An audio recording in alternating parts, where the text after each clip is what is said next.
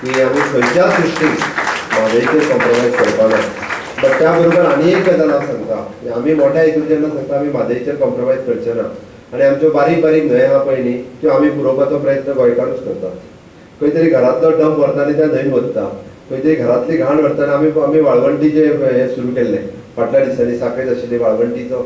आमी म्हणटा की म्हादईचेर जर कॉम्प्रोमायज करतना उरलेल्यो न्हंय पळोवप हें आमचें काम आसा. हांव फाटल्या दिसांनी म्हापसाच्यान वयतालो.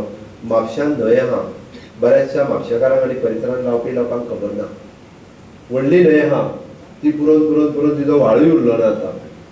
खरें म्हटल्यार the government, central government policy, the desilting of the river, which is in the interest of the state, it is not in the interest of the central government or for the other private players.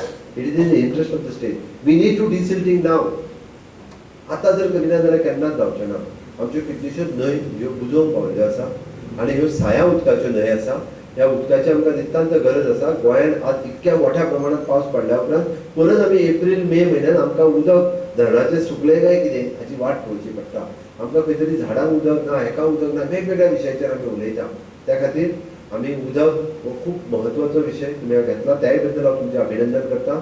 Which continued for 2 years, and then we switched over to as a Goa Environmental Festival, when we opened it all out to various activities, because there is so much that needs to be done in the environmental area, that so many topics that needed to be covered. So we just didn't want to concentrate on the films. So we opened it up 5 years back to allied activities, and now it's a full-fledged environmental festival with various activities that happen.